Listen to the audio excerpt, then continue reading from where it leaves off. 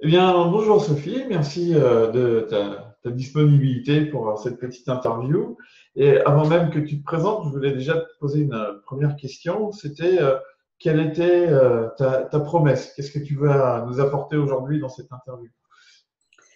Alors, ce que je vais vous apporter aujourd'hui, c'est l'énergie pour changer votre vie si vous trouvez que vous n'êtes pas à la bonne place, que vous vous demandez voilà, ce que vous faites là, que vous trouvez que votre vie manque de sens.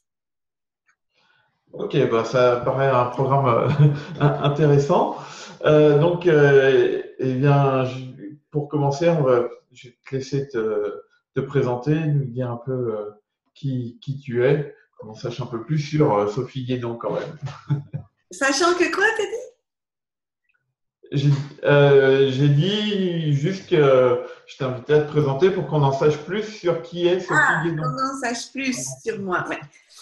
Alors, donc, bien, je suis, c'est toujours un vaste programme de dire qui on est, hein, mais pour reprendre les codes habituels, c'est, je suis une web entrepreneuse, une infopreneur, je suis coach et je suis coach en évolution ou en épanouissement professionnel. On peut aussi bien dire l'un que l'autre. C'est-à-dire que j'aide surtout les femmes. J'ai un site qui s'appelle Réussir au féminin. Mais bon, j'accueille aussi des hommes parce que réussir au féminin, c'est réussir dans l'esprit du féminin. Et l'esprit du D'accord. féminin, c'est tout ce qui concerne les valeurs, les façons d'être qui sont plutôt yin par rapport à ce qui est plutôt yang. Hein, et donc, D'accord, donc j'aurais plutôt dû me mettre en robe pour t'interviewer, si je comprends bien. voilà. Non, parce que on a tous un côté féminin et un Oui, bien sûr. masculin, et donc même un homme bien masculin, il a un côté féminin qu'il ignore ou avec lequel il compose bien, mais ça, ça se voit pas forcément à l'extérieur. Et D'accord. donc réussir au féminin, c'est réussir avec les valeurs du féminin qui sont l'intuition, la coopération, le partage, toutes choses dont la société d'aujourd'hui manque peut-être un peu.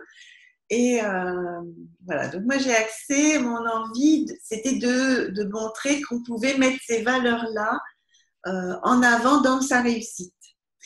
Et donc j'ai ce site Réussir au féminin et j'aide les femmes principalement ou les hommes avec une sensibilité féminine à bien clarifier ce qu'ils veulent faire de leur vie, quels sont leurs talents, ce que j'appellerais donc les passions, quels sont leurs talents, comment combiner tout ça pour avoir une activité professionnelle épanouissante et où on se sent à la bonne place.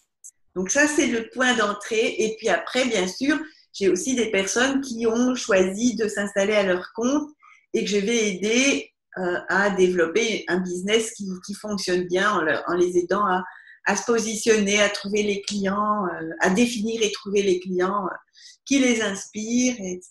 C'est donc vraiment faire du business, mais avec les valeurs du féminin euh, et des valeurs D'accord. spirituelles aussi, si on peut. Ouais. Et qu'est-ce qui a fait que tu en arrives là?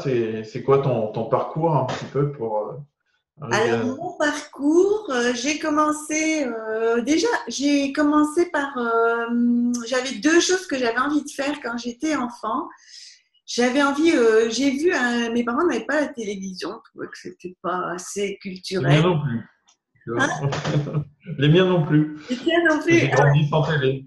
c'est ça, moi Donc, aussi. j'ai connu Casimir via la télé des amis, mais moi, j'avais pas la télé à la maison. Ouais, mais voilà, mais ça c'est drôle parce qu'il n'y a pas tant de gens que ça. Et donc j'allais voir, par contre, je me souviens, le jeudi, en sortant de l'école, je passais chez une amie et je regardais un feuilleton qui s'appelait Poli en Espagne. Et quand j'ai vu ça, oh, je me suis dit, mais c'est ça que je veux faire, je veux faire du cinéma. Bon, après, il y a eu différentes choses qui ont fait que la communication m'a toujours intéressée, le théâtre aussi, mais je suis aussi tombée amoureuse de la psychologie. Quelques D'accord. années plus tard, j'ai lu un livre très inspirant qui s'appelait Les mots pour le dire et qui Mhm. passait le parcours d'une personne qui avait fait toute une thérapie, etc. Et quand j'ai vu comment la progression qu'elle avait faite avec, grâce aux outils, en l'occurrence c'était la psychanalyse, mais bon, j'ai eu envie de me pencher sur ce qui se passait dans nos têtes. Et donc, j'ai suivi un cursus de psychologie, mais j'étais toujours attirée par la communication et j'ai travaillé dans la communication. Avec mon diplôme de psycho, j'ai travaillé dans la communication d'entreprise et ça m'a beaucoup plu pendant quelques années. Et puis, pour une raison X ou Y, peut-être j'avais changé d'entreprise. Je crois que l'entreprise me convenait moins bien. Je ne collais plus aux valeurs de l'entreprise et ça avait vraiment perdu son sens. Et pour aller dans cette entreprise, je prenais l'autoroute, j'avais un long trajet d'autoroute à faire, donc je faisais de l'autoroute pendant un certain temps, et puis je sortais de l'autoroute pour faire une voie rapide jusqu'à mon lieu de travail. Et je sais qu'à chaque fois que je sortais de l'autoroute, j'avais vraiment l'impression d'aller à l'échafaud, tu vois. Les derniers kilomètres, je me disais, oh mon Dieu, je vais comme si je mourais pendant toute la journée et que j'allais revivre que le soir. Et donc, bon, ça a duré pendant un bon bout de temps. C'était pas le bon moment de changer parce que j'étais mariée, mais mon mari était encore étudiant. C'était au début. Enfin, bref, j'ai continué comme ça pendant un bout de temps. Après, il a commencé à travailler, mais je sais plus pourquoi. Enfin bref, j'ai pas pris les choses en main. Et si j'ai pris les choses en main d'une certaine façon en me disant bah, puisque ça me plaît pas, je vais faire des enfants. Donc si je reste de l'entreprise, le temps d'avoir des enfants. Et puis j'ai été en congé parental, mais j'ai eu un accident sur la route que je prenais tous les jours. Et donc là, un accident grave. Je suis restée dans le coma pendant 11 jours, tu vois. Ah oui, effectivement. Et, ouais, on m'a dit, les médecins m'ont dit que j'avais eu de la chance, c'était passé par la petite porte. Et là, je me suis dit, waouh, quand même, je peux pas reprendre cette route. À l'issue de mon congé maternité, je ne me vois pas reprendre la route tous les jours pour faire ce job. Et alors, ce que je dis souvent, c'est que je me suis rendu compte que parfois on pouvait perdre sa vie à vouloir la gagner. Tu vois, on parle tout le temps, mais j'ai toujours trouvé ça étrange, l'expression gagner sa vie. Parce que quand on ne gagne pas à quelque chose, on perd. Tu vois. Et quand tu ne gagnes pas ta vie, qu'est-ce qui se passe? Si tu perds ta vie, le mot perdre sa vie, ça veut dire mourir.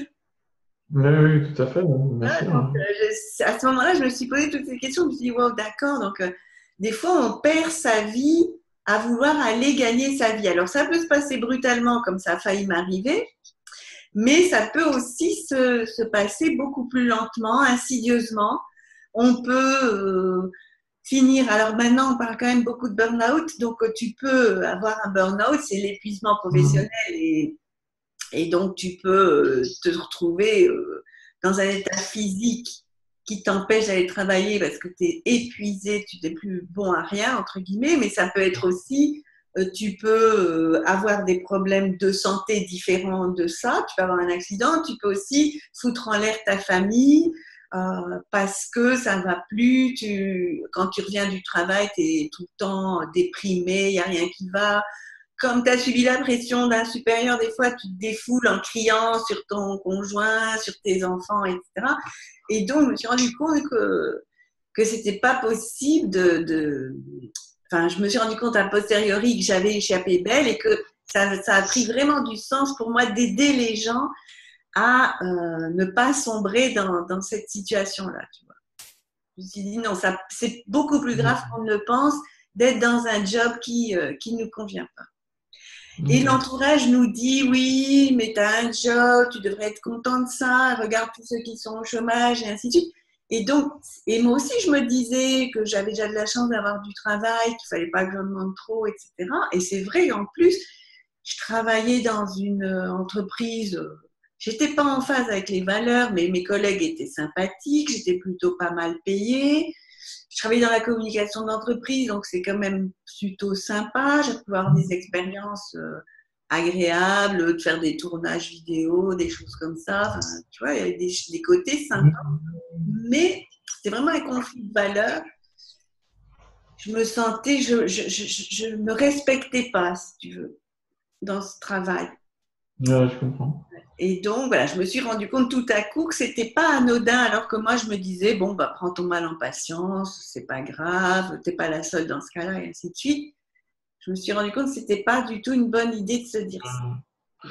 Ça me fait penser à l'histoire de la grenouille, que si tu la plonges dans de l'eau bouillante, elle réagit tout de suite. Par contre, si tu la mets dans de l'eau froide et que tu fais chauffer l'eau, elle réagit pas C'est ça. et Et tu laisses finalement, cuire. elle cuit, elle meurt parce qu'elle est cuite. Et naturellement, c'est ça. En tombant dans l'eau chaude, elle aurait tout de suite réagi. Tandis que là, comme l'eau tiédit et chauffe progressivement, elle se laisse faire dedans. Et c'est exactement ça, ta comparaison est bonne parce que j'étais quand même dans un certain cocon, tu vois. Et oui, oui, bien sûr. Ouais. J'avais des collègues, j'avais fait une autre entreprise auparavant où là, il y avait des conflits entre les personnes, etc.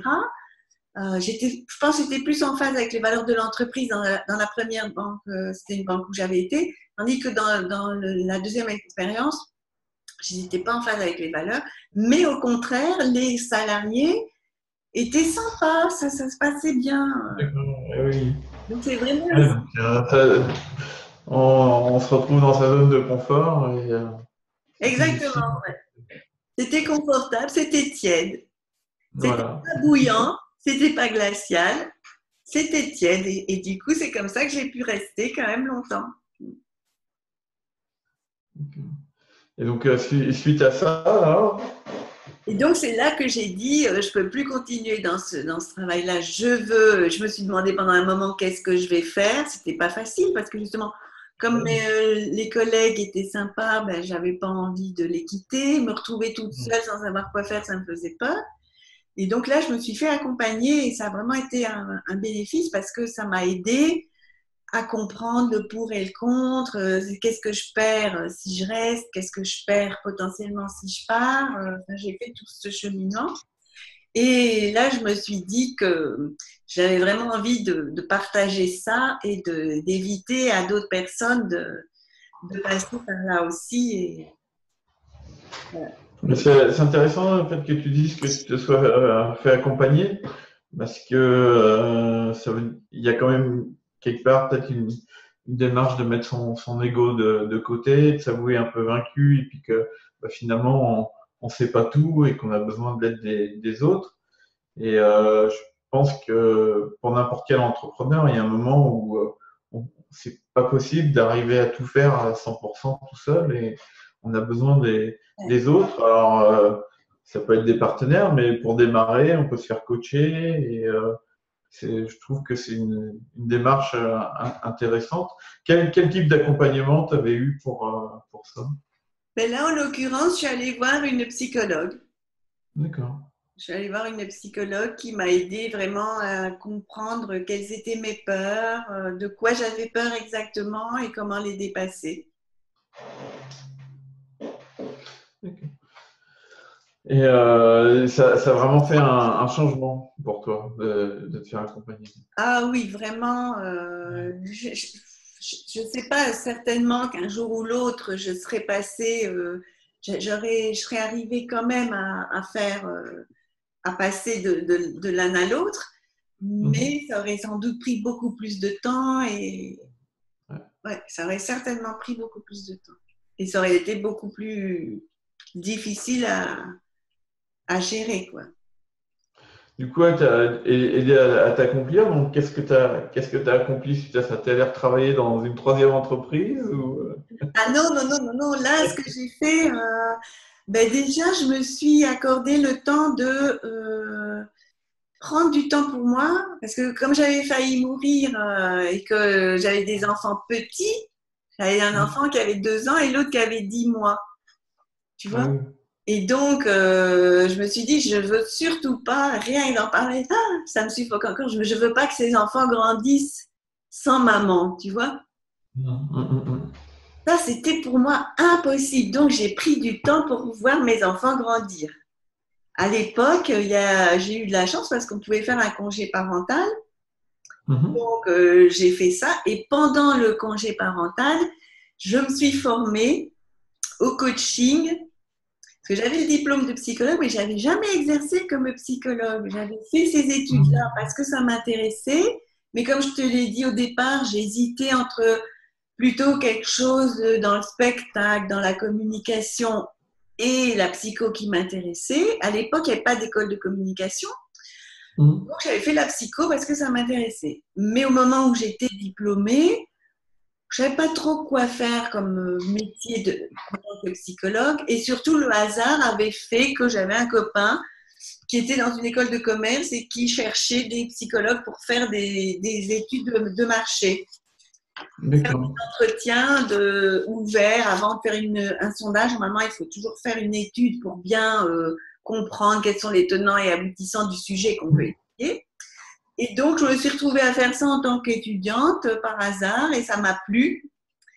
Donc là, j'ai commencé à pratiquer le marketing. Puis, je n'étais quand même pas très, très mateuse. Donc, je dis plutôt que marketing, la communication, c'est plus mon truc. Et voilà, j'ai travaillé dans la communication. J'avais le diplôme de psychologue, mais je ne savais pas comment accompagner des gens. Donc, j'ai refait tout un parcours en coaching, en formation. J'ai mis ça en place progressivement tout en étant en congé parental. Et tu faisais ça en cours par correspondance ou tu Non, as assisté à des formations j'ai suivi dans la ville où j'habite. Je ne sais pas si c'est ça dans d'autres villes. Moi, je suis du nord de la France. Hein. Donc, dans la ville de Lille, il y a la faculté propose pas mal de formations en psychothérapie, développement personnel, etc. Et donc, j'ai fait certains modules chez eux, puis après, j'ai suivi à droite à gauche. Je me suis inscrite à des formations de toutes sortes, PNL, coaching. Et puis, quand on commence là-dedans, on n'arrête jamais. Aujourd'hui, j'ai un bagage donc où j'ai été vraiment plus loin dans la PNL, dans le coaching. Je suis aussi praticien en EFT, tu sais, la libération émotionnelle, Non. le tapping. Je fais de la sophrologie, de l'hypnose ericksonienne. Donc voilà, ça c'est les trucs où j'ai été jusqu'au diplôme. Et sinon, j'ai fait aussi de l'analyse transactionnelle, de la gestalt, des longs cursus, hein, de quand même plusieurs jours de stage, mais c'était pas mes outils privilégiés. Donc là, j'ai pas été jusqu'à la certification. Voilà, D'accord. donc j'ai fait ça progressivement. Il y a des gens qui Ouais. font un gap du jour au lendemain, moi j'ai plutôt été un pas à la fois.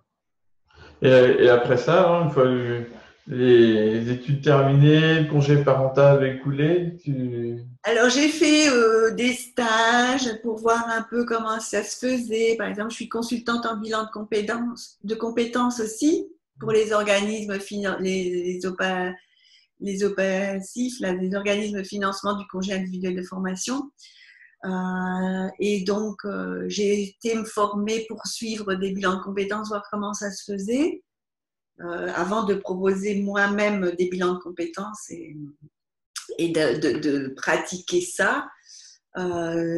Qu'est-ce que j'ai fait J'ai fait aussi un remplacement de 6 mois dans une université où j'ai aidé les étudiants à clarifier leur projet professionnel. Et ah ouais, ça puis peut à être intéressant. à faire leur CV, ainsi de suite. D'accord. Donc, je me suis installée. Maintenant, ça fait plus de 10 ans que je suis installée, que j'ai vraiment fait de l'accompagnement de toutes sortes de personnes, des étudiants, des travailleurs, des femmes au foyer, par exemple, qui ont arrêté, des femmes qui ont arrêté de bosser parce qu'elles voulaient s'occuper de leurs enfants ou que leur mari avait besoin d'elles parce qu'ils étaient entrepreneurs ou quoi. Et puis au bout d'un moment, elles ont envie de voler de leurs propres ailes ou le couple ne marche plus et il faut qu'elles se positionnent. D'accord. Et tout à l'heure, quand on a commencé, tu parlais du fait que tu étais aussi web entrepreneur. Jusque-là, j'ai pas encore entendu le mot Internet. Oui, Donc, alors c'est vrai que quel est le lien entre tout ça, entre le web et ton activité d'accompagnement, de coaching? alors, je me suis intéressée au web très tôt, enfin, certainement après toi, parce que toi, tu es dedans depuis très longtemps, mais moi, j'ai commencé à m'intéresser assez tôt, à avoir un site internet et un blog et tout ça en 2008 ou 2009. Euh, et puis, voilà, avoir envie d'évoluer là-dedans. Moi, je suis pas du tout technicienne, donc je savais pas trop comment faire. À l'époque, on trouvait très rarement des prestataires. Aujourd'hui, ça se trouve beaucoup plus facilement. Donc, j'ai un peu cheminé là-dedans sans trop savoir où j'allais, mais en m'intéressant, en ouvrant les antennes et en captant le maximum d'informations. Et puis, j'ai vu apparaître les premiers sommets en ligne. Le tout premier, ça se passait en langue francophone, c'était au Québec. D'accord. Et donc, j'en ai vu un au Québec, j'en ai vu un deuxième au Québec. Et puis, j'ai vu que ça apparaissait en France. Il y en a eu deux. Et là, je me suis dit, ah, ben, la prochaine, je veux que ça soit moi.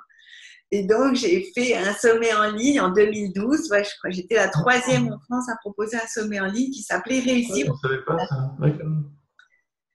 Et voilà, donc le sommet en ligne, ça consiste à proposer. J'adorais l'idée du sommet parce que je trouvais que c'était de la valeur pour tout le monde. C'est de la valeur pour les gens qui suivent le sommet et qui peuvent avoir un maximum d'informations et des formations de qualité exceptionnelle sans avoir à débourser quoi que ce soit. Donc, ça rend le savoir accessible à tout le monde. Bien Et sûr. c'est vertueux parce que les experts qui viennent proposer leurs connaissances, eh bien, ils ont aussi une visibilité beaucoup plus grande que ce qu'ils avaient auparavant, puisqu'on mutualise les contacts de tous les intervenants. Voire éventuellement, moi j'avais fait aussi un peu de pub, j'avais eu l'occasion d'être interviewée par une radio, etc. Enfin, donc c'était vraiment quelque chose de super vertueux. J'adorais le principe d'échanger, voilà, ce partage pour tout le monde, pour les experts. Mhm.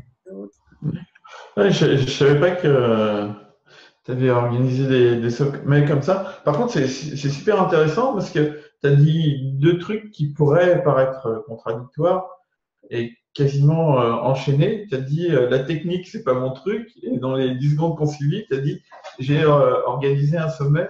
Et je trouve ça en fait génial parce que je trouve que beaucoup de personnes se mettent des barrières là où il ne devrait pas y en avoir. Et finalement, je me demande si parfois ces barrières ne servent pas de prétexte plus qu'autre chose pour ne rien faire, même si ça peut être apparenté à de l'autosabotage. Bah, tu nous as dit, bah voilà, la technique, c'est pas mon truc, mais ça t'a pas empêché d'avancer et de mettre un sommet en place.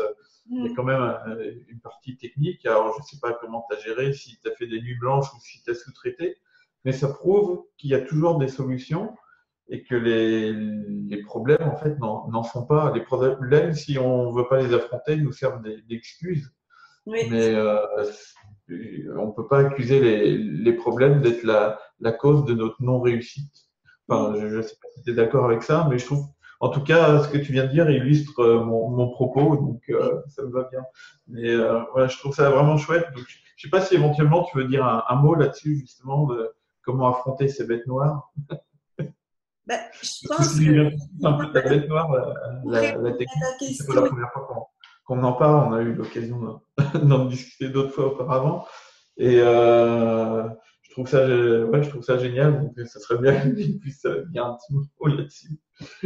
ben oui, parce qu'effectivement, je pense qu'il y a beaucoup de gens qui sont freinés, qui se sentent freinés par ça. Alors, pour répondre à ce séminaire-là, ce premier sommet, pardon, je l'ai fait en partenariat avec quelqu'un d'autre euh, qui, lui, maîtrisait mieux la technique. Moi, mon truc, c'était d'aller rencontrer les experts, de faire le relationnel. Et lui, c'était un homme, il était complètement bloqué par ça, c'était pas son truc du tout. Et lui, donc, il assurait la technique. Moi, tout ce qui était la prise de contact, je réalisais les interviews. Et puis, pour ce qui était du commercial, on en discutait tous les deux. Donc, ça, c'est la première fois. Après, je l'ai refait. Et là, je maîtrisais mieux le processus, etc. J'ai juste fait appel c'est ma webmaster qui a fait le côté technique et j'ai tout pris en charge moi-même, Ouais. l'immersion. Et maintenant, si je devais encore en faire un, je pense que techniquement, je saurais le faire. Alors, je dis pas Ouais. après parce que c'est quand même un énorme travail à ne faire que tout seul. Mais petit à petit, tout ça, c'est pour dire que quand on ne sait pas faire, eh bien, on peut trouver des gens qui nous aident et Ouais. parallèlement, on peut progresser parce que travailler avec quelqu'un d'autre fait que il nous apprend, ça nous apprend des choses, même si c'était Ouais, tout à fait. la partie technique, ça m'a ouvert l'esprit. Au début, moi je trouve que c'est comme ça qu'il faut fonctionner, c'est arrêter de se dire qu'on ne sait pas le faire, et s'ouvrir à la possibilité que peut-être on y arriverait, si tant est qu'on voulait bien, l'idée.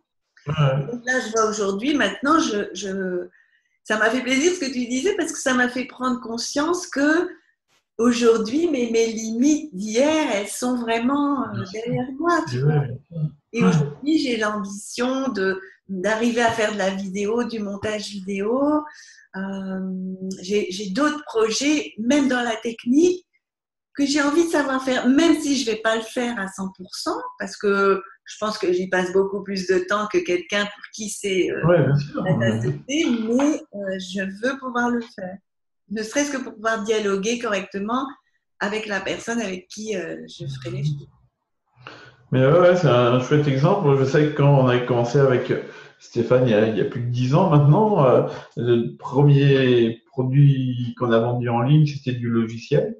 Et ni lui ni moi ne savions développer, on n'était pas développeurs. Moi, j'avais étudié un tout petit peu ça pendant mes études, mais je n'avais jamais été très bon à la matière.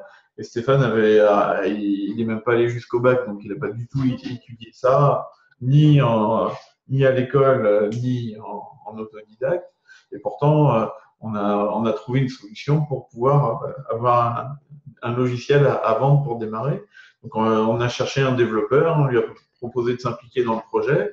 Et puis, on a monté une société ensemble et on lui a dit, tu seras actionnaire un tiers de la société. Donc, il y a toujours des solutions, il faut juste faire travailler un peu le cerveau. Mais il ne faut pas que les éventuels problèmes soient des obstacles. Si c'est des obstacles, il faut étudier comment on va pouvoir surmonter l'obstacle. Oui, et puis c'est satisfaisant après de se dire, ben voilà, quand je vois comment j'étais à l'époque, et pourtant, tu vois, quand j'étais au début, ça me paraissait insurmontable, hein, vraiment, ça me paraissait insurmontable. Mais maintenant, avec 10 ans de recul, je me dis, waouh, je suis contente de ne pas avoir laissé tomber, quoi. Oui, bien sûr, bien sûr. Tu, comment dire, tu as un parcours de vie qui est probablement atypique pour plus d'une personne. Est-ce que ça a changé beaucoup de choses dans ta vie, de passer d'un mode de vie à un autre? Quels sont un peu tes résultats? Est-ce que tu as une vie plus épanouie? Est-ce que tu as accompli des rêves que tu n'aurais pas accomplis si tu n'avais pas décidé de changer les choses? Bah, déjà, tu dis que j'ai une vie atypique. Je ne sais pas si j'ai une vie atypique. Je pense qu'il y a plein de sortes de vies. Là, tout à l'heure, j'entendais une émission à la radio et il y avait.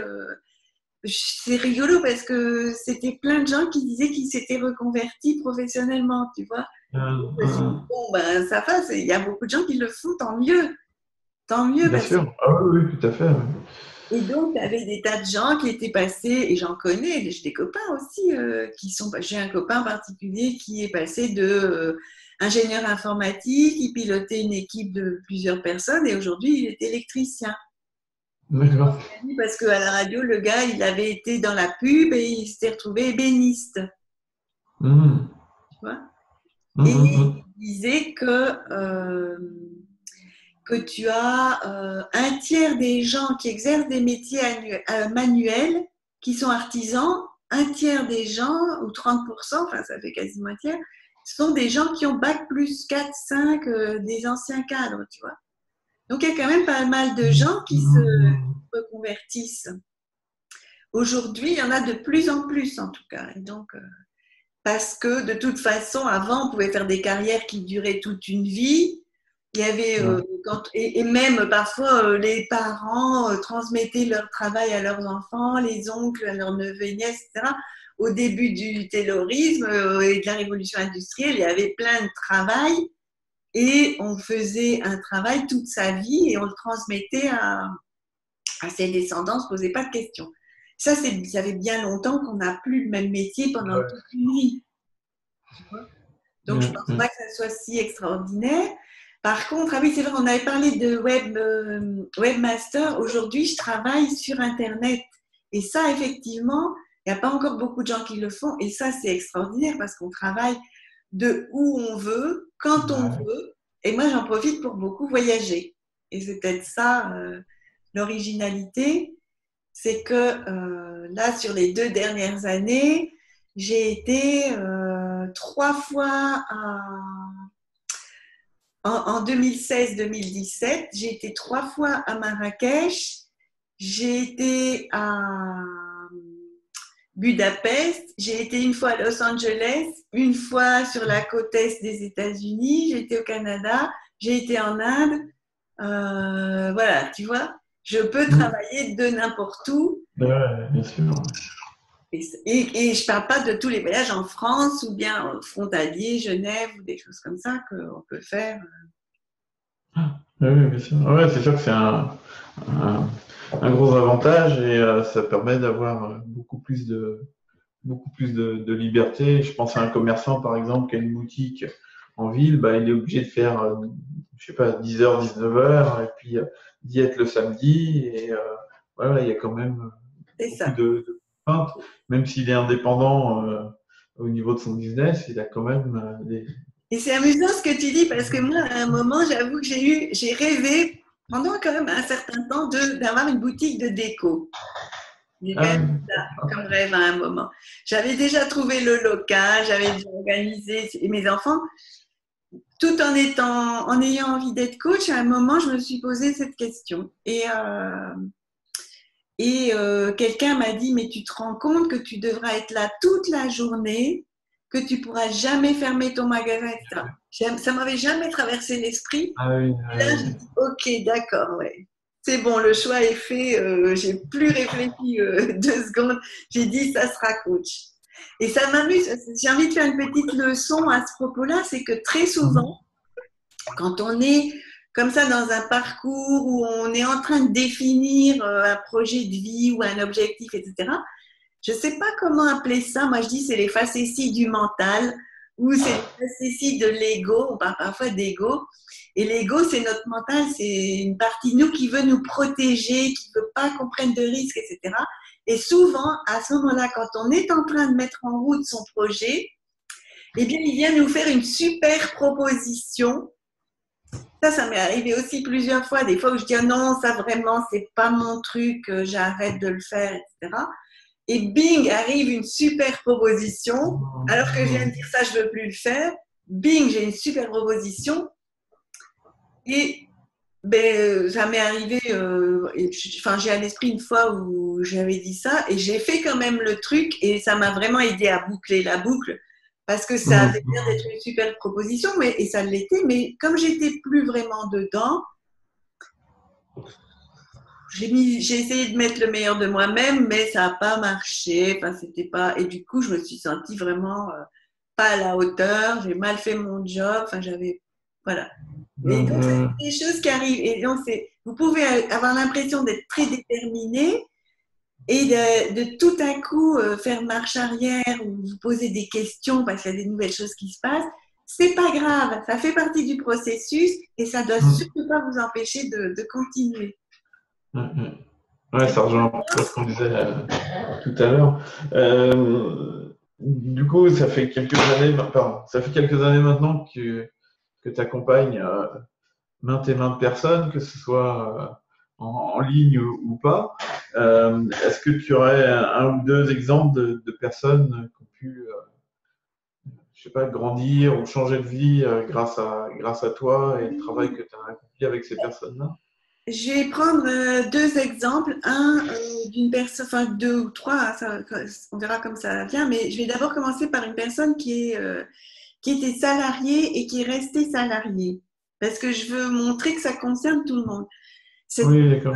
elle travaillait au SAV d'une grande enseigne. Et donc, Mhm. vous savez, c'était pas très épanouissant parce que les gens arrivent avec des outils, des matériaux qui marchent plus, ils se plaignent.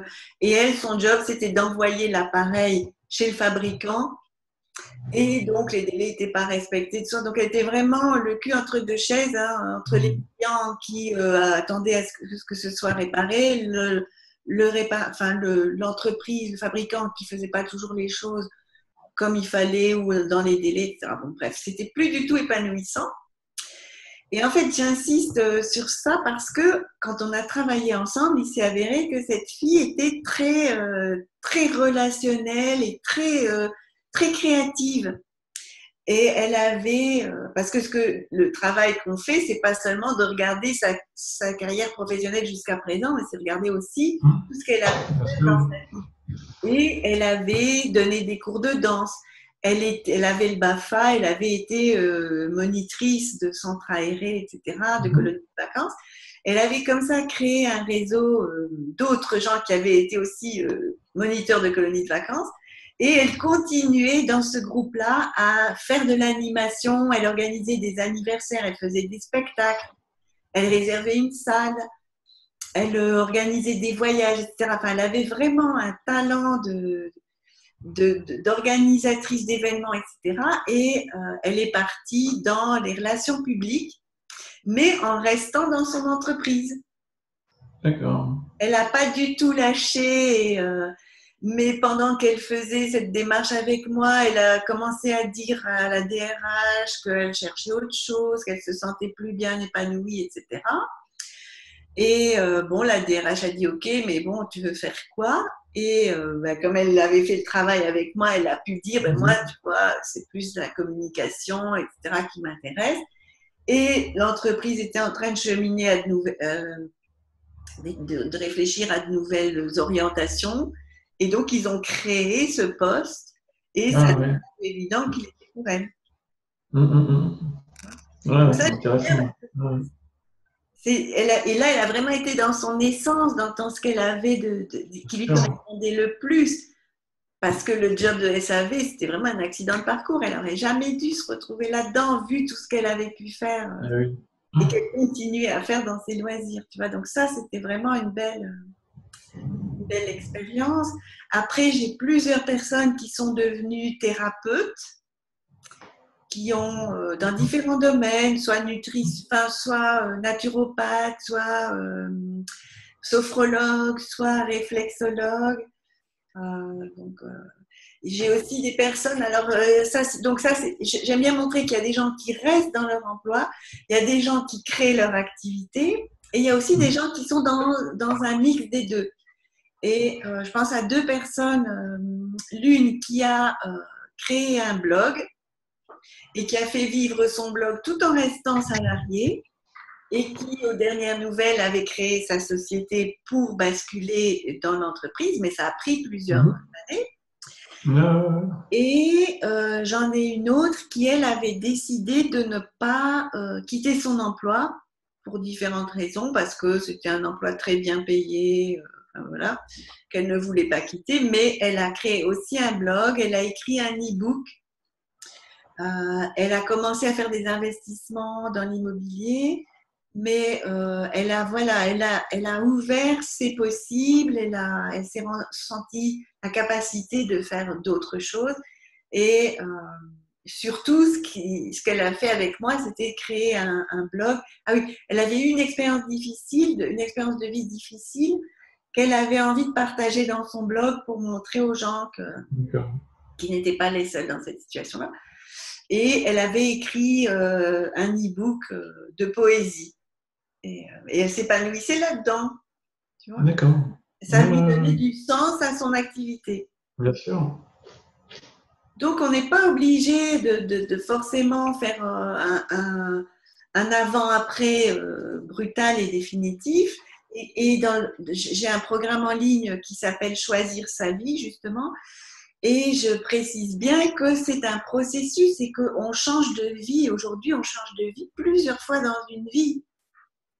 Il y a un livre qui a beaucoup de succès qui s'appelle Ta deuxième vie commence quand tu comprends que tu n'en as qu'une. Je pense que c'est ça, comme ça, c'est un vrai best-seller. Mais on n'a pas une deuxième vie, on en a bien plus que ça. Moi, je parlerais plutôt des 7 vies du chat, tu sais.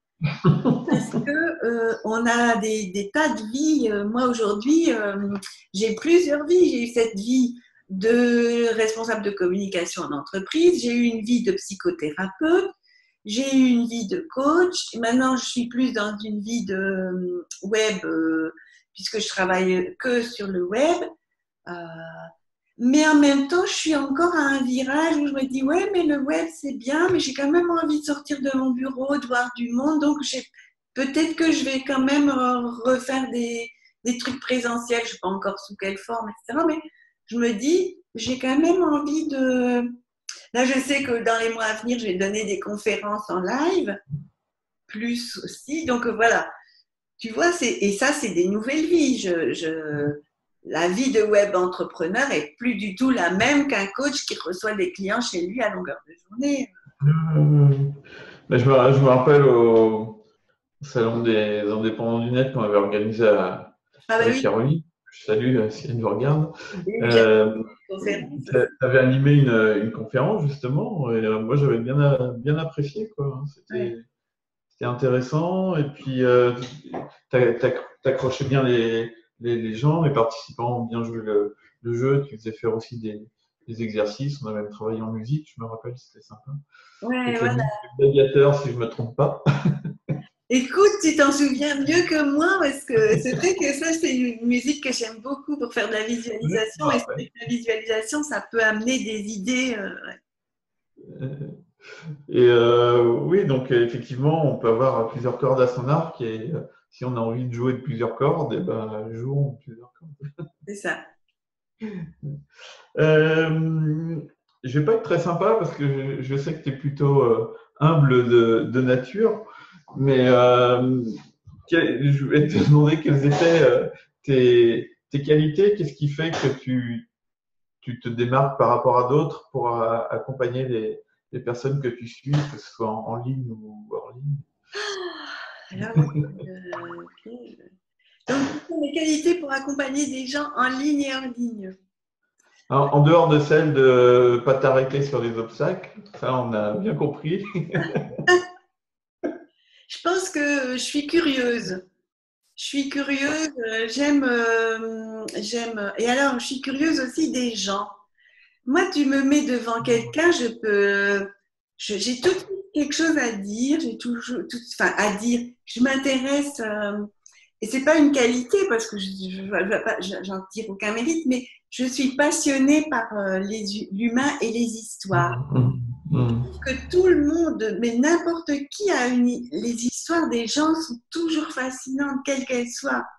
Ça ne va pas être des formidables histoires, des trucs avec des hauts et des bas, des choses extraordinaires. Bien que la vie de quelqu'un, c'est toujours une histoire passionnante, je trouve. Et donc ça, je pense que comme qualité, j'aide les gens à prendre conscience justement de leur talent. En tout cas, c'est quelque chose qui me touche énormément. Ça a beaucoup de sens pour moi d'aider les gens à avoir confiance en eux, à se rendre compte qu'ils sont uniques, qu'ils ne sont pas banals ou banaux. Je sais pas comment. Ouais, Il y a pas ouais, je sais pas si c'est banal ou banal, mais Ça dépend si c'est, on va dire, des personnes banales, comme ça c'est au féminin. voilà. Sinon, des mecs banaux, je pense qu'on peut dire. Donc, voilà. Il n'y a pas de gens banals de toute façon. Donc ça n'existe pas. On n'a pas à se poser la question. Donc ça, voilà, la curiosité, l'amour des gens. Ce qui est important quand même. Ouais. Surtout dans ton domaine d'activité, si tu n'aimes pas les gens, faut vite changer. Ouais, c'est sûr. Ouais. Bien, bien. Est-ce que tu peux nous donner comme ça, à froid ou à chaud, je ne sais pas comment te dire, trois conseils pour les personnes qui nous regardent et nous écoutent? 3 conseils. Alors c'est marrant parce que ça, c'est vraiment dans l'instant, tu vois ce que j'ai envie de dire tout de suite, c'est aimez-vous. Vraiment, je pense que c'est quelque chose de fondamental. C'est qu'une fois qu'on apprend à s'aimer, alors c'est pas évident, hein, je dis pas du tout que c'est facile, mais au lieu d'attendre que les autres nous m'aiment, et j'entends des fois des gens dire ah oui mais mes parents m'ont pas aimé comme j'aurais voulu ou j'ai pas eu ce que j'aurais dû avoir quand j'étais enfant, etc. Il est jamais trop tard, mais c'est vous. Il n'y a que vous qui puissiez vous donner l'amour dont vous avez besoin. bien sûr. Parce que la preuve, c'est les mannequins. Tu vois, les mannequins, c'est des filles sublimes. Tout le monde les adule. On leur donne des ponts d'or. On leur dit qu'elles sont merveilleuses. Elles sont invitées dans des palaces, dans des trucs magnifiques. Et pourtant, combien basculent dans la drogue, l'alcool, la dépression, etc. Oui, Pourquoi? Parce qu'elles ne s'aiment pas. Et donc, tout le monde leur montre de l'amour et de l'appréciation, mais tant qu'elles ne s'aiment pas, voilà, elles n'arrivent pas à apprécier leur vie, leur situation. Donc, vraiment, le premier des conseils, c'est travailler à vous aimer vous-même. Et voilà, je ne vais pas dire que c'est facile, mais c'est parfois plus facile qu'on ne croit. En tout cas, si on met le focus dessus, on va trouver les moyens pour y arriver. Donc, et s'aimer soi-même, c'est donc ça, la conséquence, c'est qu'on va gagner en confiance en soi. Si on a plus confiance en soi, on ose faire des choses. Et comme on s'apprécie, ben on se donne les moyens d'y arriver. Donc, on a des résultats. Donc, comme on a des résultats, on augmente sa confiance en soi, on ose d'autres choses et ainsi de suite. Et on rentre comme ça dans un cercle vertueux. Donc, pour moi, c'est vraiment important d'aller là-dedans. Et c'est aussi l'amour de soi, c'est aussi se pardonner, s'excuser si on n'a pas fait les choses. C'est ne pas être perfectionniste, en gros, tu vois. S'autoriser à pas être perfectionniste. Et quand je dis ça, je suis la première à travailler là-dessus parce que je sais si je suis perfectionniste et que des fois, ça m'a complètement bloquée et que parfois, je prends beaucoup de temps alors que je pourrais aller plus vite en m'autorisant. Mais je commence à travailler là-dessus. C'est un de mes nouveaux, enfin, c'est un de mes chantiers actuels. Donc, et puis quoi d'autre mais ça, vraiment, c'est le grand conseil que je peux décliner en différentes façons de s'aimer, mais c'est vraiment la première des choses, quoi. Travailler à s'aimer. C'est pas du tout malvenu et de toute façon, on ne peut donner que ce qu'on a. Donc, si on n'a pas d'amour pour soi, Oui, comment est-ce oui, tout qu'on à va en fait. donner aux autres? D'ailleurs, c'est biblique, hein. Dans la Bible, c'est écrit la même chose, hein, on ne peut pas aimer les autres si on ne s'aime pas soi-même. Donc, Et oui, dans la Bible, on dit tu aimeras ton prochain comme toi-même, ouais, tout à fait. pas Ouais, c'est ça, toi-même ou comme toi-même. tout à fait. J'ai cru comprendre que tu proposais ou tu allais proposer un nouveau programme. Tu veux nous en dire plus, Oui, éventuellement même nous le présenter un peu? alors donc ce programme, je l'ai appelé Choisir sa vie parce que je trouve que c'est j'adore ce mot. Alors, des fois, on me dit, ouais, mais choisir sa vie, c'est vague, on ne sait pas trop bien ce que ça veut dire. Alors, en tout cas, moi, je vais vous dire pourquoi j'ai appelé ça choisir sa vie, parce que ça s'est fait dans le prolongement de cette expérience où je t'ai dit, j'avais eu cet accident grave et où j'ai failli mourir et je pense que j'aurais pu mourir. J'ai eu l'occasion de voir, tu sais, la lumière blanche qu'on décrit dans les expériences de NDE. Ouais. J'ai vu la lumière blanche et j'avoue pour tous ceux qui ont peur de la mort que extraordinaire. Franchement, j'ai trouvé ça génial. Mais comme j'avais des enfants, j'ai pas voulu mourir. J'ai choisi la vie. Et puis après, quand j'ai eu choisi la vie, je me suis dit, OK, mais bon, qu'est-ce que je fais? J'étais dans une situation compliquée. Mon mari était, donc j'étais en, je pouvais pas retravailler tout de suite parce que j'étais pas en état de retravailler. Mon mari était au chômage. Euh, on avait fait des travaux dans notre maison qui s'étaient mal passés. Enfin bref, j'étais dans une situation vraiment difficile. Et donc, à partir de là, je me suis dit, ben, je vais choisir ma vie. Je vais arrêter de balloter, je vais construire, je vais travailler à construire ma vie. Donc voilà pourquoi ça s'appelle choisir sa vie. Et ce que je vous aide à faire, c'est vraiment, comme je l'ai dit au tout début, quand tu m'as demandé ce que je pouvais apporter aux autres, c'est vraiment de vous aider à donner du sens à votre vie, à être content, à vraiment à faire de votre vie quelque chose de confortable, dans laquelle vous vous sentez bien, vous vous dites, je voudrais être nulle part ailleurs, en fait. C'est ça, c'est vous dire, c'est ma vie, mais aussi, ça se construit un peu comme une maison, ça se peaufine, ça s'embellit. On a dans la vie, c'est différents domaines. Hein. La vie, c'est les relations, c'est la santé, c'est les loisirs, c'est le travail, c'est la famille, c'est plein de choses. C'est comme si c'était les différentes pièces d'une maison. Et donc, choisir sa vie, c'est construire aussi sa vie en peaufinant les différents domaines. J'insiste beaucoup sur le côté professionnel parce qu'on passe quand même facilement la moitié de sa vie au travail. Et quand on n'y est pas, ben, on mange sur son lieu de travail avec des collègues. Souvent, on est dans les déplacements, etc. Donc, tout le temps, on ne dort pas. On passe pratiquement la moitié de sa vie. Donc, moi, j'ai décidé de mettre beaucoup le focus sur la place professionnelle qu'on prend, mais tout en sachant que c'est illusoire de penser qu'on a une partie de nous qui est la personne professionnelle et puis une autre partie qui est la personne privée. Les deux sont extrêmement imbriqués. Voilà, ça aussi dans le programme Choisir sa vie, je fais comprendre ça, c'est que les deux sont ensemble et que on peut, quand ça va pas bien dans un domaine, on peut s'appuyer sur les autres et que donc c'est important de faire construire toutes nos pièces en même temps, que si on laisse une partie de la maison tomber en ruine, tout le reste va en être impacté. Voilà. Et donc ce programme, je vais faire un partage d'écran, peut-être. Alors, partager l'écran. Hop, je ne sais pas ce que ça va donner. Voilà. Donc, on arrive sur la page qui présente ce programme. Donc là, dans un premier temps, ça explique pour qui est ce programme. Donc, en gros, c'est pour, je l'ai dit, pour les personnes qui ne se sentent plus à leur place, qui ont choisi un métier sans vraiment se poser de questions. J'ai beaucoup de gens assez jeunes, d'ailleurs, qui ont démarré leur vie professionnelle parce qu'ils étaient bons à l'école, donc ils ont fait des études. Ensuite, comme ils faisaient des études, comme ils étaient bons, on leur a dit il faut que tu fasses telle filière, il faut que tu fasses S.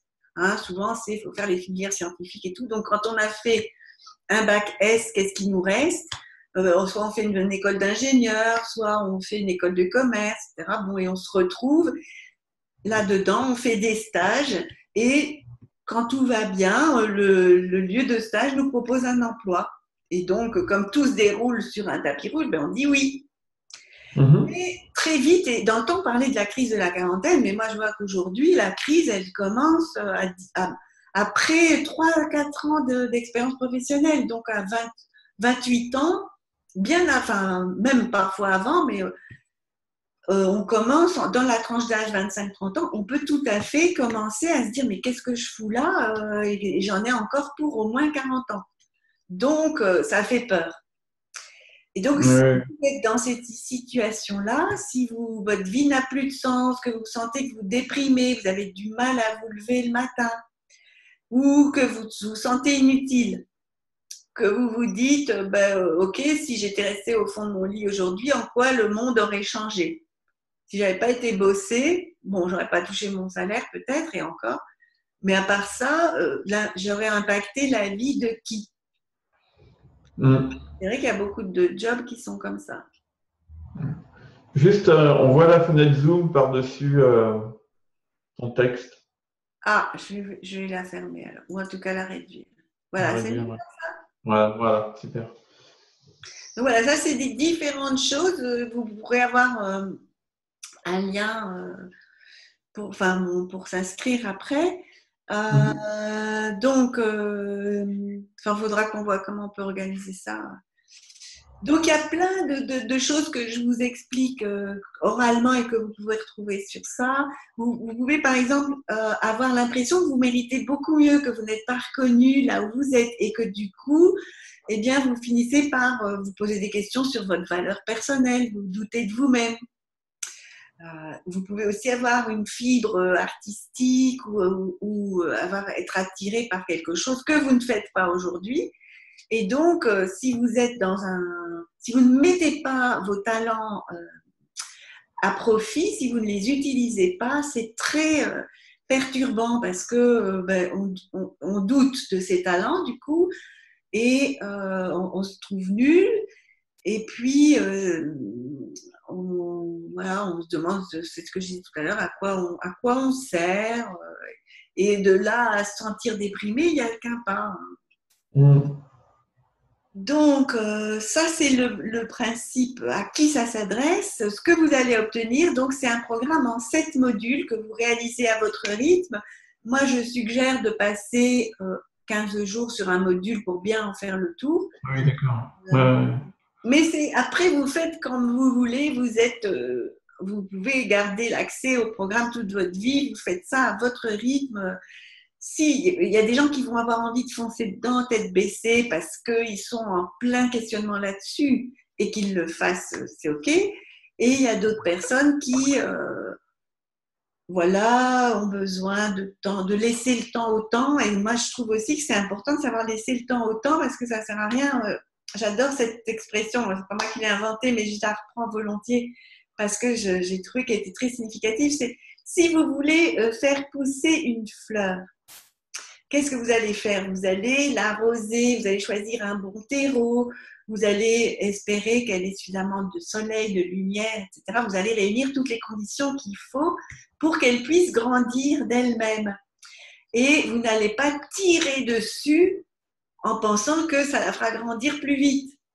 Eh bien, votre projet, c'est la même chose. C'est pas en brusquant les choses, en y allant au forceps, que ça va aller mieux. Des fois, il faut aussi savoir composer avec le temps. Il faut savoir se poser des questions et laisser notre cerveau chercher les réponses, les mettre en perspective, assembler tout ça et ensuite, quand on a tout le matériel, on peut l'ordonnancer, etc. Et c'est ce que je vous apprends à faire dans ce programme. Donc, dans le module 1, on fait le tour du propriétaire, c'est-à-dire que on va voir comment partir du bon pied, mettre toutes les chances de votre côté, supprimer toutes les fausses croyances, tous les malentendus. Il y a des malentendus au sujet de l'orientation professionnelle et donc je reviens là-dessus. Qu'est-ce qu'il y a? Il y a des bonnes pratiques, c'est bon d'adopter des rituels, de s'organiser pour pouvoir faire le travail dans les meilleures circonstances. Il y a tout un tas de connaissances. J'essaie de voir si j'ai pas un document avec, qui rentre un peu plus en détail sur tout le contenu. Alors, je fais ça là sur un autre document. Qui vous en dit un petit peu plus. Voilà, donc vous allez apprendre aussi comment vous allez pouvoir à partir de maintenant choisir votre vie au lieu de subir. À partir de maintenant, j'aimerais bien que vous arrêtiez de subir ou en tout cas accepter de vivre le fait de subir. Il y a des choses effectivement que vous ne pouvez peut-être pas changer tout de suite, mais si vous acceptez que c'est comme ça pour le moment, c'est pas la même chose que de subir. Subir, c'est être dans une situation où on ne voudrait pas être. Oui. C'est un regard sur les choses qui peut être très nocif. Et donc, voilà, je vous en dis un peu plus là-dessus pour aussi avoir l'état d'esprit qui va vous permettre de réussir ce travail de reconversion. Je vois ça comme un chemin. Et donc, là, on met dans votre valise tous les bagages que vous devez vous pour cette route qui va vous amener jusqu'à votre vie de rêve. Donc, deuxième chose, le deuxième, c'est comment trouver ce pourquoi vous êtes faite, ou j'aime pas beaucoup cette expression-là et je vous explique pourquoi, comment trouver l'activité professionnelle pour laquelle vous êtes faite. Mais vous pouvez avoir plein de choses. Moi, je trouve que souvent, on se cantonne dans une chose alors qu'on est multifacette. L'idée, c'est vraiment de pouvoir agencer le mieux possible toutes vos facettes. Donc, je reviens sur les malentendus au sujet de qu'est-ce que je dois faire de ma vie. On peut faire plein de choses, c'est ce que je vous fais découvrir. On va voir aussi les saisons de la vie. La vie se déroule selon des cycles, et donc c'est important de repérer dans quel cycle vous êtes. Et je vous explique également comment se passent les cycles, parce que c'est pas toujours continu, on peut revenir en arrière, il y a différentes choses à bien comprendre.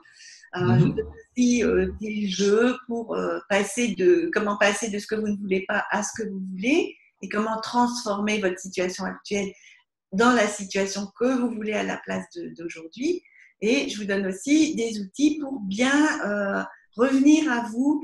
Je fais ce geste qui peut dire être aligné, comprendre comment voilà, être aligné, aligner votre tête, votre cœur et votre corps pour que ce que vous pensez soit en harmonie avec ce que votre cœur a envie d'expérimenter et ce que fait votre corps, ce que font vos actions. D'accord. Ça, c'est le module 2. Dans le module 3, là, on va approfondir vos talents. Quels sont vos talents et bien sûr, comment les exprimer dans votre activité professionnelle. Mais donc, ça va être beaucoup axé sur la connaissance de soi et qui dit connaissance de soi dit confiance en soi. À la fin de ce module, vous serez très clair sur toutes vos talents, votre zone d'excellence, vos compétences. Je vous explique ce que sont ces différentes choses, en quoi elles se complètent et en quoi elles sont différentes. Et je vous apprends à bien identifier tout ça. Et également, comment jongler entre les forces et les faiblesses. À quoi il faut accorder de l'importance, comment faire. Et on va aussi voir comment les autres peuvent vous être utiles et comment utiliser les autres pour aller comme ça à la découverte de vous-même et de vos talents. Dans le module 4, nous allons plutôt parler de ce qui vous fait envie aujourd'hui professionnellement, quel type d'activité professionnelle et en tout cas lucrative, quoi. Enfin, tout ce qui s'échange, tout ce qui, j'aime bien parler aussi d'échanger, de transformer ses passions en activités passionnantes et lucratives. Parce que vous pouvez tout à fait vous passionner pour quelque chose et en développer un revenu, mais qui peut être un revenu complémentaire, comme on l'a vu tout à l'heure quand j'ai donné des exemples de clients que j'avais accompagnés.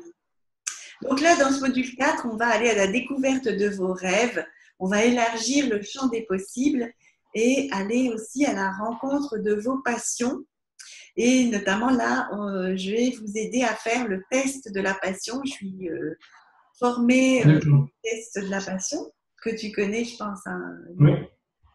Voilà, donc c'est un outil merveilleux pour vous aider à clarifier vos passions, à prioriser, de façon à pas vous dire « Ah, mais j'ai envie de tout faire en même temps ». Parce que quand on court plusieurs lièvres à la fois, on risque bien de n'attraper aucun.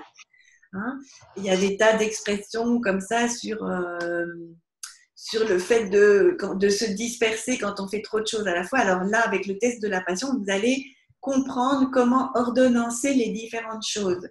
Vous ne devez pas renoncer, mais simplement faire certaines choses tout de suite et d'autres plus tard et clarifier ce que vous voulez et les priorités. Et je vous donne aussi des outils pour vivre vos passions au jour le jour, pour les mettre dans votre quotidien. Et là aussi, on va voir à quoi ça sert de rêver grand, de voir grand. Et j'aime beaucoup cette expression qui dit, cette citation qui dit, je ne sais plus de qui elle est là à l'instant, mais peut-être que tu sauras, c'est « il faut viser la lune parce que si on la loupe, on se retrouve, si on la manque, on est au moins dans les étoiles ». Et c'est drôle. Oui, je ne saurais pas te dire qui dit ça, mais j'ai déjà entendu. Oui. Ou quelqu'un, enfin bon, bref. Donc, il y a aussi un livre qui s'appelle « La magie de voir grand » de Schwartz et qui montre que quand on a des objectifs ambitieux, même si on ne les atteint pas, eh bien, on va décoller du plancher. Tandis que si on n'a pas d'objectif ambitieux, ben on n'a aucune occasion de décoller du plancher. On va rester là où on est. Donc, c'est important de voir grand. Dans le module 5, quelle héroïne je veux être dans ma vie professionnelle? Alors, l'idée de ce module, c'est vraiment là, on continue dans la connaissance de soi, on va plutôt se baser sur vos valeurs.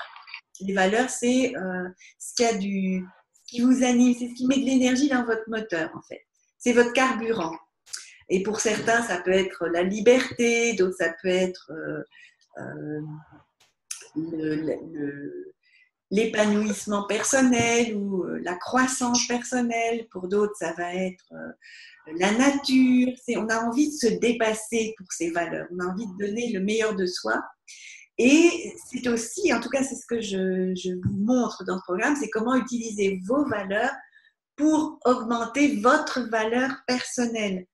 Parce que d'être au clair sur vos valeurs, ça vous aide à mieux prendre conscience de qui vous êtes, de votre valeur et également de tout ce que vous pouvez apporter aux autres. Et donc, ça vous aide aussi à vous monnayer, à vous rendre compte de ce que vous apportez et donc, éventuellement, négocier un salaire, négocier un tarif si vous êtes indépendant.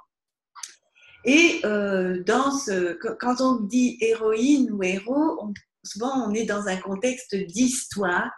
Hein, et donc, on va aussi voir votre histoire. Quelle est votre histoire personnelle et en quoi elle vous rend unique et différent des autres. On va voir aussi comment ça peut donner lieu à un storytelling, mais aussi, surtout, là, je vous apprends à vous réconcilier avec votre histoire, à aller en chercher les pépites. Et même si elle a pu être douloureuse, parfois on a vécu des choses difficiles, comment transformer ça en trésor? Comment en faire une force et quelque chose sur laquelle vous allez vous appuyer. Et en tout cas, c'est déjà une pépite puisque cette histoire, c'est la vôtre. Personne d'autre n'a vécu la même chose. Si elle a vécu une guerre, elle est forcément différente parce qu'elle n'a pas eu lieu au même moment, avec les mêmes personnages, les mêmes composantes, Bien sûr. etc. Donc, ici, on va travailler votre histoire. Et pour finir, j'aime bien dire aussi, on va aboutir sur votre mission. Hein, et donc là, il y a une leçon dans ce module-là qui s'appelle votre mission si vous l'acceptez. Et c'est là que vous allez vous positionner pour dire, OK, eh bien, à partir de maintenant, je décide que ma vie, je veux qu'elle serve à ça, ça, ça et ça. Je veux devenir telle personne. Et la trace que je veux laisser derrière moi, c'est ça. Et donc, on va voir aussi comment parler de ça et comment faire son pitch. Le module 6, c'est comment avancer étape par étape, parce qu'en fait, on a défini de où on partait, c'est-à-dire vos talents, qui vous êtes, votre histoire et ainsi de suite. On a vu où vous voulez aller. Et donc, dans le module 6 et dans le module 7, on va voir comment on fait pour passer du point A au point B. Au point B, ouais. Ouais. Et donc, comment passer donc de votre grande vision, de votre rêve au projet? Comment transformer le rêve au projet? Et donc, comment devenir un aimant à opportunités? Ça se fait à l'état d'esprit. Des opportunités, il y en a partout dans la vie, mais il faut savoir les voir. Donc, c'est ça que je vous apprends à faire. C'est aussi définir ses priorités et construire les étapes parce que votre grand rêve peut avoir l'air énorme et puis vous avez l'impression d'être tout petit là devant. Vous vous demandez comment vous allez y arriver, par quel bout vous allez commencer. C'est un petit peu comme un énorme gâteau et vous n'avez pas trop d'outils peut-être pas de couteau, etc. pour démarrer. Vous ne savez pas trop par quoi commencer, comment faire, par quel bout le prendre. Et donc, je vous aide à définir les étapes pour pas devoir tout enfourner comme ça et avoir une indigestion. Donc, il y a aussi des questions d'organisation à mettre en place pour pouvoir avancer sans perdre de vue l'objectif et sans vous perdre en chemin. Qu'est-ce qu'il y a encore dans ce... Oui, et il y a aussi une ou deux leçons sur la loi d'attraction, comment l'utiliser à votre bénéfice. La loi d'attraction, c'est une loi qui régit l'univers, qui se produit toujours comme ça, mais quand on a la connaissance, on peut l'utiliser à bon escient et on peut faire en sorte que le projet va se mettre en place aisément et facilement, qu'on ne va pas aller dans le dur, on va faire en sorte d'avoir un tapis qui se déroule devant nous et que tout soit fluide. Et ça, c'est vraiment le signe que vous êtes dans le bon chemin et il y a moyen de faire en sorte d'utiliser cette loi d'attraction pour que ça se passe comme ça, de façon agréable, aisée, facile et confortable, respectueuse de vous, de votre environnement et de tout. Ça, c'est ce que j'appelle écologie. Dans le module 7, c'est comment aller plus loin. C'est-à-dire, comme j'ai dit tout à l'heure, on n'a pas une vie, deux vies, etc. On est tout le temps en processus. Et donc là, choisir sa vie, c'est un programme qui vous aide à passer à l'étape supérieure, mais la vie ne s'arrête pas une fois que vous avez passé cette étape supérieure avec le programme Choisir sa vie. Vous aurez acquis les outils, l'état d'esprit, etc., nécessaires pour pouvoir prendre des décisions parce qu'il y a tout le temps des options à prendre. Par exemple, est-ce que mes enfants quittent la maison? Est-ce que je continue à habiter ici? Est-ce que je change d'habitation? Aider vos enfants à choisir leur cursus d'études. Est-ce que vous allez rester habiter en ville avec la pollution ou est-ce que vous allez plutôt habiter la campagne? Est-ce que vous allez prendre votre retraite dès que vous pouvez ou continuer à travailler ou la prendre plus tôt si possible? Enfin, on a constamment des décisions à prendre qui impactent notre vie de façon importante. Et donc, ce programme a pour objectif de vous aider constamment à être sur le vif pour pouvoir capter les opportunités, réagir quand il y a des choses qui se présentent et piloter votre vie tout le temps. Et j'aime bien cette idée de piloter votre vie quand vous êtes sur une route, même sur une autoroute, il y a des sorties, on peut s'arrêter au restaurant d'autoroute, on peut remettre de l'essence, il y a plein d'options à prendre, même quand on est sur une voie qui peut avoir l'air toute tracée. Donc, c'est ça que vous obtiendrez à la fin du programme. Donc, dans le module 7, on va aussi voir comment maintenir le focus, ne pas se décourager, comment faire quand on a, comme j'avais expliqué tout à l'heure, des facéties du mental qui se présentent, des résistances, on peut dire aussi, c'est tout à coup, j'ai plus envie, tout à coup, comme par hasard, j'avais un rendez-vous important et soit ma voiture tombe en panne, soit je suis malade, soit j'ai plus envie, etc. Ça, c'est des auto-sabotages parce que le mental, lui, il est programmé pour vous maintenir en équilibre, que rien ne change. C'est normal, notre organisme fonctionne comme ça. On est constamment en train pour être en bonne santé, on est constamment en train de régler des équilibres, ça s'appelle l'homéostasie. Donc, on est programmé dans le cerveau pour maintenir tout en état. Alors là, si tout à coup vous voulez changer des choses, eh ben, toutes les sonnettes d'alarme vont s'allumer et donc on a envie d'arrêter les choses. Donc, je vous donne des outils pour passer au-delà de ça, pour identifier les résistances, les contourner. Et on fait aussi donc le bilan de tout ce que vous avez mis en place jusqu'à présent et on va voir aussi après, plus tard, qu'est-ce que vous aimeriez pouvoir faire si tout continue comme vous avez commencé à le mettre en place. Qu'est-ce que de plus beau, de plus grand encore vous auriez envie de faire? Quelle pourrait être la cerise sur le gâteau? Voilà, ça c'est tout le contenu des modules.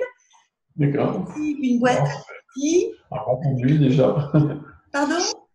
Ça fait un bon contenu déjà. Ça fait déjà pas mal de choses, ouais. Et donc, voilà, à l'issue du programme, vous serez très clair sur vos passions, vous aurez confiance en vous, comme je l'ai dit. Tout ça, c'est ce que je viens de vous expliquer, on va revenir là-dessus. Et donc, il y a des bonus aussi. Il y a un guide complet où choisir sa vie, donc où je redonne des exemples, pas toujours les mêmes que ceux qu'il y a dans les vidéos. Là, c'est un continuum par écrit qui vous explique également tout ce qu'il faut, tout un tas d'états d'esprit, d'outils pour choisir sa vie. Il y a une méditation guidée qui est vraiment percutante. Il y a d'autres outils, par exemple, sur la gestion du temps. Parce que si vous voulez avoir le temps de mettre en place ce programme, ça peut être utile de savoir aussi comment gérer votre temps. Et en plus, gérer son temps et définir sa vie, ça va assez bien ensemble. Donc, ça m'a paru pertinent de vous proposer. Oui, complètement. Oui, c'est un point important, savoir gérer son temps. On a tous 24 heures, donc il faut… On a tous 24 heures et il y en a… Voilà, il y en a qui arrivent à faire plein de choses dans ces 24 heures et il y en a qui arrivent à rien faire. Et donc, vous pouvez avoir une vie où vous ne faites pas grand-chose pendant ces 24 heures et une vie où, au contraire, où vous faites plein de choses. Donc, choisir sa vie, c'est aussi choisir le nombre de choses qu'on veut faire. Je ne dis pas qu'il faut forcément faire plein de choses, que c'est la seule et unique bonne façon de faire, mais c'est important de pouvoir savoir le faire si vous en avez envie et si vous avez besoin de le faire. Il y a également une conférence. Alors, j'ai pris des spécialistes, hein, Stéphanie Milo, qui a écrit un livre sur la gestion du temps, qui est vraiment une spécialiste de ça. Il y a aussi les finances, évidemment, quand on se réoriente ou quand on veut choisir sa vie, mettre des nouvelles choses à notre menu, bien sûr, à un moment ou à un autre, l'aspect financier rentre en ligne de compte. Donc, j'ai trouvé pertinent de vous offrir une vidéo de Nathalie Cariou sur les finances, qui s'adresse aussi bien aux entrepreneurs qu'aux salariés, puisque ça s'appelle Mieux négocier son salaire, ses services et ses produits quand on est une femme. Parce que souvent les femmes, parce qu'elles sont moins bien payées que les hommes, hein, c'est aussi parce qu'elles ne savent pas comment faire ou qu'elles ne le font pas, tout simplement. Et c'est ce que Nathalie nous apprend à faire. Donc, il y a un webinaire sur les passions, sur le test de la passion, où là, je vous donne des éléments différents de ceux que je reprends dans le module, ça va un peu plus loin. Et vous voyez aussi des personnes qui se soumettent au processus. Comme ça, une fois que vous avez vu d'autres gens le faire, ça vous donne des idées pour vous-même. Je vous explique le processus dans les programmes, mais là, vous voyez des gens qui passent par tout le questionnement. Donc, ça vous aide à le faire pour vous-même aussi. Et donc, là, il y a un espace ressources aussi avec des tas de vidéos inspirantes de professionnels qui font des mini-conférences. En général, ça dure une quinzaine de minutes sur des sujets voisins. Donc, il y en a une sur les multipotentiels. Parce qu'il y a des gens qui sont doués pour plein de choses et qui ne savent pas choisir justement parce qu'ils ont envie de faire toutes ces choses. C'est pour ça que, par exemple, moi, j'aime bien dire vivre de ses passions, pas vivre de sa passion, parce que des passions, on peut en avoir plusieurs, soit l'une après l'autre, soit en même temps, mais on est des êtres riches et j'espère que vous avez plein de passions. Et donc, voilà, ça c'est pour les multipotentiels, mais il y en a tout un tas de sortes, je n'ai plus à l'esprit, mais vous verrez, des tas de vidéos très inspirantes. Et pour les plus rapides, j'ai 2 bonus. Alors, il y a pour les rapides et pour les ultra rapides. Les rapides, c'est les 20 premières inscrites à ce programme à partir de maintenant. Et donc, je leur offre un coaching de groupe où on sera 20 et potentiellement, parce qu'il y a toujours des gens qui ne sont pas au moment même et qui écoutent l'enregistrement parce que ce sera enregistré. Et donc, il y a 3 sessions qui seront échelonnées aux différents moments du programme. Donc, je vous ai dit, ça dure 7 semaines. Enfin, non, c'est 7 sur 15 jours. Donc, ça dure 3-4 mois. Et donc, il y a une session au bout d'un mois et demi, une session au bout de 2 mois et demi, et une session au bout de 3-4 mois. Enfin, il y en a des sessions qui sont à la fin. Et donc, elles ont chacune un objectif. La première session, c'est vraiment de conforter le point de départ, hein, de valider que vous avez vos ressources, vos talents, vos compétences, votre expérience, l'aide que vous pourriez avoir d'autres personnes. Donc, on va vérifier que vous avez bien checké tout ça, que vous avez bien passé en revue, que vous avez bien, comme je disais tout à l'heure, votre valise bien pleine de toutes les ressources qu'il vous faut pour faire ce voyage.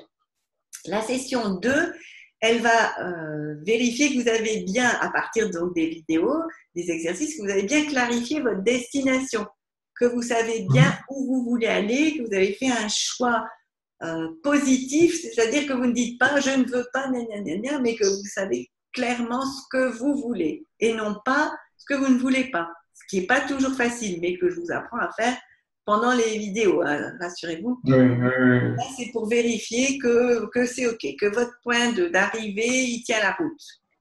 Et la session 3, elle est là pour vous aider à mettre en place tous les outils, à débriefer si vous avez commencé des choses, partager avec les autres vos réussites, si vous avez des questions, si ça ne s'est pas passé comme vous imaginiez, comment faire pour reprendre la bonne route, etc.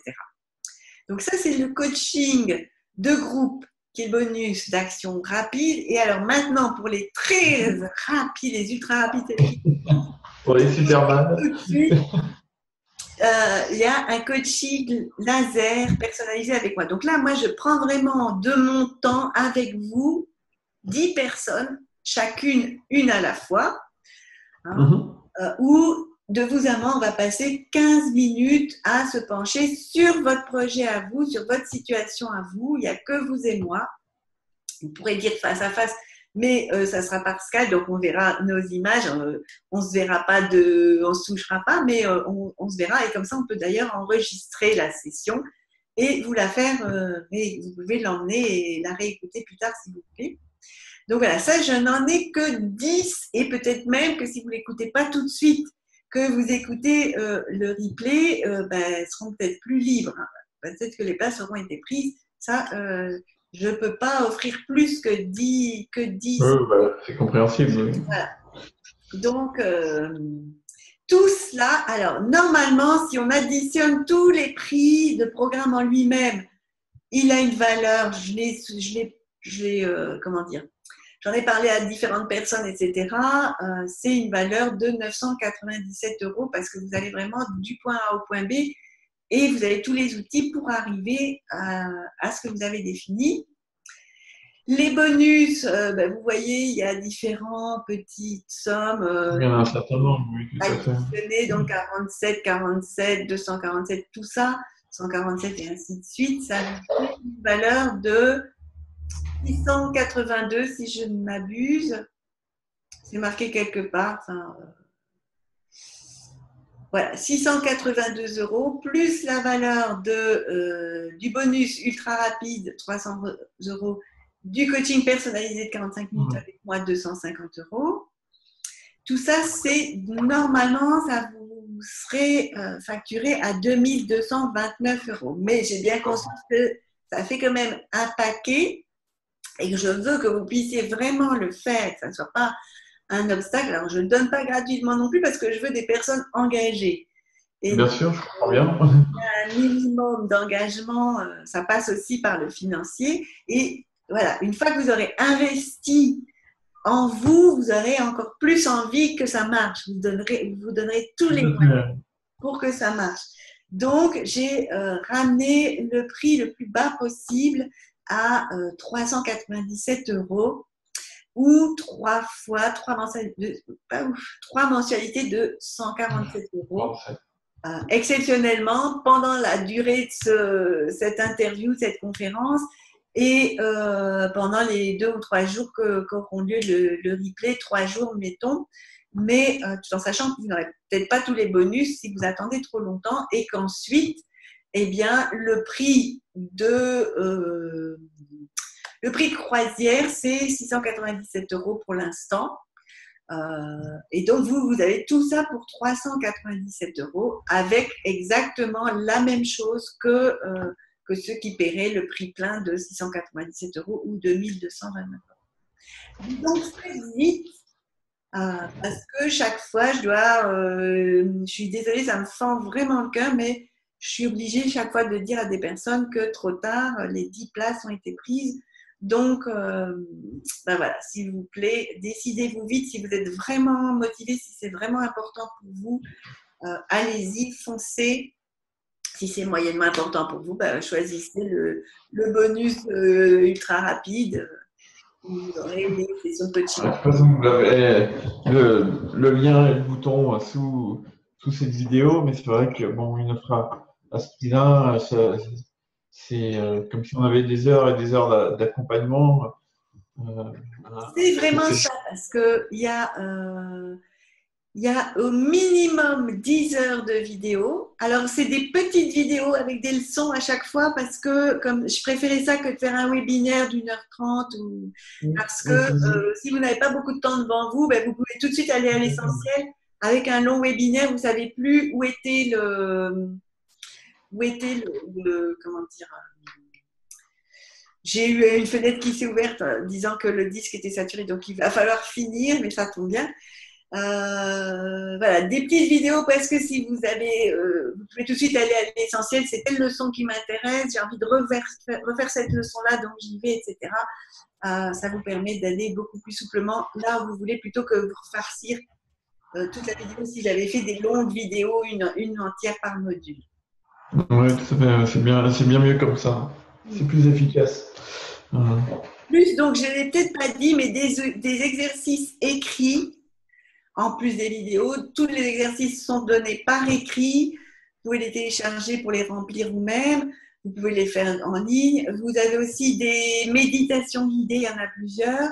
Et vous avez aussi des protocoles EFT, puisque je vous ai dit que j'étais praticienne EFT, pour vous aider à dépasser des croyances limitantes, des peurs, des blocages. Voilà. Vous avez vraiment tout ce qu'il faut pour devenir l'héroïne ou le héros de votre vie. Ok, super. En tout cas, merci beaucoup. N'hésitez pas à cliquer sur soit le lien, soit le bouton. Je vous mets les deux en dessous, comme ça on est sûr que tout le monde y trouve son compte. C'est une offre qui va pas durer longtemps. Franchement, quand je vois le nombre d'heures que ça peut représenter, si on devait consulter un professionnel, on est largement au-dessus de ce prix-là. Et pour connaître Sophie depuis quelques années maintenant, je peux garantir la qualité de son travail et puis son côté humain qui est encore plus important, je dirais. Et quand elle dit tout à l'heure qu'elle aimait les gens, je le confirme. Donc voilà, foncez et vraiment profitez de cette offre pendant qu'il est encore temps. Et voilà, vous avez entendu Sophie, elle a su tout mettre en place pour changer de vie et elle peut vous accompagner à en faire autant. Donc merci beaucoup Sophie pour ton temps, pour cette présentation. Merci d'être un peu dévoilé à nous. C'est toujours révéler un peu une partie de son intimité. Donc c'est sympa d'avoir accepté l'exercice et d'avoir joué le jeu jusqu'au bout. Donc merci beaucoup. Et puis merci à vous tous qui regardez cette interview. Et puis n'hésitez pas à vous inscrire à l'accompagnement au programme de Sophie pour que vous aussi vous puissiez enfin choisir votre vie et puis la prendre en main. Voilà. Ok, donc je suis revenue sur la vidéo où on nous voit tous les deux. Ben voilà, donc je ne sais pas si j'ai fait comme il fallait. Non, c'est bon. Moi aussi, je te remercie infiniment, Luc, pour ton accueil et ce partage avec les gens qui te suivent. Ils ont bien de la chance aussi. Je te renvoie. Et donc, peut-être qu'un jour on inversera les rôles. Oui, volontiers, volontiers. Voilà. En tout cas, un grand merci à toi. À très bientôt. Et puis, allez-y, foncez. Ça se passe en dessous de la vidéo là. Voilà. Ok, parfait. Ciao, ciao. Merci, Sophie. À bientôt.